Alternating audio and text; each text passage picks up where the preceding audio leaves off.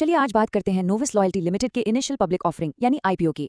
Take की दुनिया में ये एक नई हलचल है, तो समझते हैं कि इसमें क्या खास है। देखिए, जब भी कोई नई टेक कंपनी पब्लिक होती है तो लोगों का ध्यान तो जाता ही है। लेकिन सवाल ये उठता है कि क्या ये वाकई एक अच्छा मौका है। आइए इसी को थोड़ा गहराई से समझने की कोशिश करते हैं। हम इसे स्टेप बाय स्टेप देखेंगे। पहले कंपनी के बिजनेस को समझेंगे और फिर सीधे ऑफरिंग की डिटेल्स पर जाएंगे। तो सबसे पहले ये जानते हैं कि इस आईपीओ के पीछे जो कंपनी है नोविस लॉयल्टी, वो आखिर करती क्या है।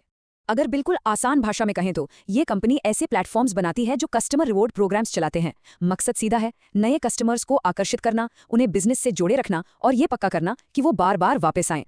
और इनके क्लाइंट्स काफ़ी अलग अलग सेक्टर्स से आते हैं, जैसा कि हम देख सकते हैं, फिनटेक से लेकर ई कॉमर्स और रियल एस्टेट तक। ये भारत और विदेशों में डिजिटल इकोनॉमी के कई तेज़ी से बढ़ते हुए हिस्सों को अपनी सर्विसेज देते हैं।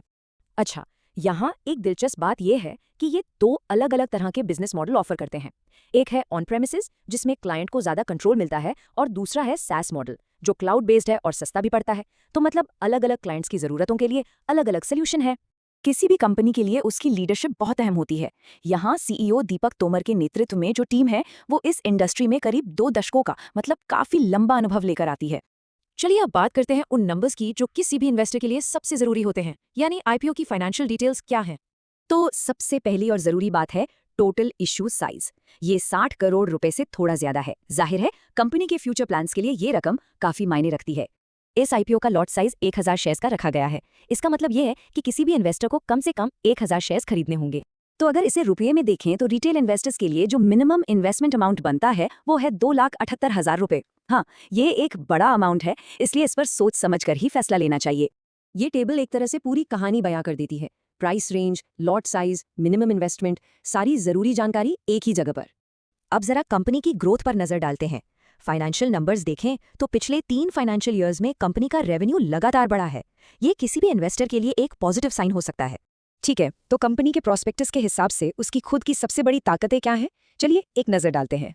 पहली बात, उनका प्लेटफॉर्म। ये एक complete end to end loyalty management platform है। और दूसरी बात, उनकी ग्लोबल पहुंच। मतलब ये सिर्फ भारत में ही नहीं बल्कि UAE, USA और ऑस्ट्रेलिया जैसे इंटरनेशनल मार्केट्स में भी काम कर रहे हैं। दूसरी बड़ी ताकत है क्वालिटी और सिक्योरिटी। आज के डिजिटल जमाने में डेटा सिक्योरिटी कितनी जरूरी है ये हम सब जानते हैं। तो कंपनी इस पर काफी जोर देती है और उनके पास कई ग्लोबल सर्टिफिकेशंस भी हैं जो कस्टमर्स का भरोसा बढ़ाने में मदद करते हैं। तो अगर कोई भी इसमें अप्लाई करने का सोच रहा है तो उनके लिए ये टाइमलाइन जानना बहुत बहुत जरूरी है। यहाँ सारी जरूरी तारीखें हैं। आईपीओ सब्सक्रिप्शन के लिए 17 मार्च को खुलेगा, 20 मार्च को बंद हो जाएगा। अलॉटमेंट 23 मार्च को होगा और स्टॉक एक्सचेंज पर लिस्टिंग की उम्मीद 25 मार्च की है।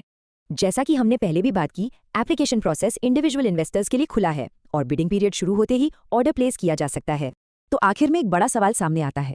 इस एक आईपीओ से आगे बढ़कर अगर सोचें तो जिस तरह से दुनिया भर में डिजिटल कॉमर्स बढ़ रहा है उसमें इस तरह के लॉयल्टी प्लेटफॉर्म्स की भूमिका कितनी अहम हो जाती है। क्या यही रिटेल और कस्टमर एंगेजमेंट का भविष्य तय करेंगे? सोचने वाली बात है।